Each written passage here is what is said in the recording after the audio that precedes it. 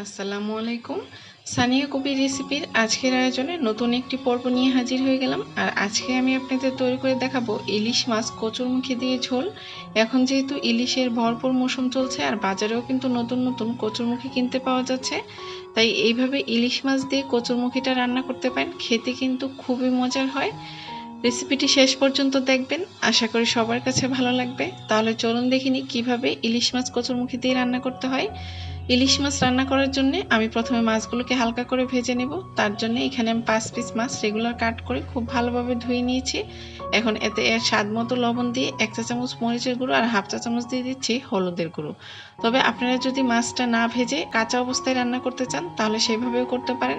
এখন হাত দিয়ে খুব ভালোভাবে মাছের সাথে মশলাগুলো মেখে নিয়ে চলে যাচ্ছি মাছগুলোকে ভাজার জন্য। মাছগুলো মাখানো হয়ে গিয়েছে। এখানে আমি নিয়ে নিচ্ছি কচুরমুখী। আমি 600 গ্রাম কচুরমুখী ছিলে ভালোভাবে ধুয়ে পাতলা করে কেটে নিয়েছি। এখন চলে যাচ্ছি মাছগুলো ভাজার জন্য। চুলায় একটি প্যান বসিয়ে 3 টেবিল চামচ দিয়ে দিচ্ছি রেগুলার খাবার তেল। তেলটা যখন গরম হয়ে আসবে এই পর্যায়ে মাছগুলো দিয়ে দিচ্ছি আর অপেক্ষা করছি 2 থেকে 3 মিনিটের মতো।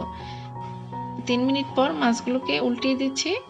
আর এভাবে উল্টিয়ে পাল্টিয়ে মাছগুলোকে একটু লালচে করে ভেজে নেওয়ার পর আমি চুলা থেকে নামিয়ে নিচ্ছি। এখন চলে যাচ্ছি তরকারিটা রান্না করতে। তরকারি রান্না করার জন্য চুলায় একটি প্যান বসিয়ে এতে পরিমাণ মতো দিয়ে দিচ্ছি রেগুলার খাবার তেল। এখন দিয়ে দিচ্ছি হাফ কাপ পেঁয়াজ বাটা দিয়ে একটু নেড়ে তেলের সাথে ভেজে নেওয়ার পর এতে আমি অ্যাড করে দিচ্ছি 1.5 চা চামচ পরিমাণ মরিচের গুঁড়ো, দিয়ে দিচ্ছি 1 চা চামচ পরিমাণ হলুদের গুঁড়ো আর 1 চা চামচ পরিমাণ ধনিয়ার গুঁড়ো।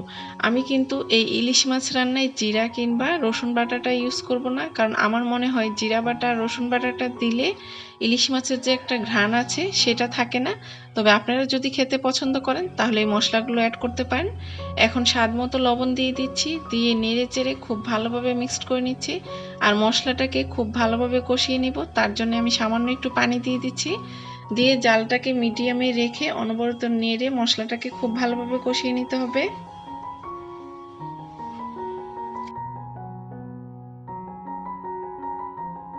মশলাটা যত কষানো যাবে তরকারিটা খেতে কিন্তু ততই বেশি টেস্ট হয়। এখন এখানে দিয়ে দিচ্ছি কচুরমুখী। কচুরমুখীটা আমি হালকা গরম পানি দিয়ে ভাপ দিয়ে নিয়েছিলাম। এখন দিয়ে নেড়ে চেড়ে মিক্সড করে দিচ্ছি। মশলার সাথে খুব ভালোভাবে মিশিয়ে নেওয়ার পর আমি এতে সামান্য পানি অ্যাড করে দিচ্ছি, দিয়ে আবারও নেড়েচেড়ে মিক্সড করে একটা ঢাকনা দিয়ে ঢেকে দিচ্ছি 7 থেকে 8 মিনিটের জন্য। প্রায় 8 মিনিট পর কচুরমুখীটা কিন্তু প্রায় সিদ্ধ হয়ে এসেছে। এই পর্যায়ে আমি এতে অ্যাড করে দিচ্ছি আগে থেকে ভেজে রাখা মাছগুলো, দিয়ে আবারও ঢাকনা দিয়ে ঢেকে দিব 5 মিনিটের মতো। এতে মাছ আর কচুরমুখীটা আরো খুব ভালোভাবে কষানো হয়ে যাবে।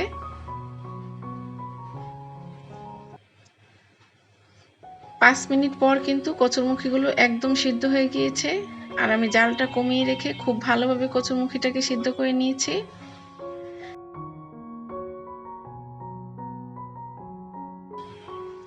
এখন দিয়ে দিচ্ছি 4-5টা কাঁচামরিচ, ফ্লেভারের জন্য কাঁচামরিচটা একটু ফেলে দিয়ে দিয়েছি। আর এখন এতে অ্যাড করে দিচ্ছি 1 কাপের মতো পানি। আমি যে পরিমাণে ঝোল রাখবো সে অনুযায়ী পানিটা ব্যবহার করতে হবে। আমি হাফ কাপের মতো ঝোল রাখবো, তাই 1 কাপ পানি দিয়েছি। আপনারা আরেকটু বেশি ঝোল রাখলে পানির পরিমাণটা একটু বাড়িয়ে দিতে পারেন। এখন 5 থেকে 6 মিনিট মতো জাল করে নেওয়ার পর আমার তরকারিটা কিন্তু প্রায় হয়ে এসেছে। এখন আমি এটা চুলা থেকে নামিয়ে নিচ্ছি আর একটা ডিশে সার্ভ করে দেখিয়ে দিচ্ছি তরকারিটা দেখতে কেমন হয়েছে। দেখতে যেমন লোভনীয় হয়েছে, খেতেও কিন্তু অনেক মজা হয়েছে। তাহলে এইভাবে বাসায় কচুরমুখী দিয়ে ইলিশ মাছ ট্রাই করতে পারেন।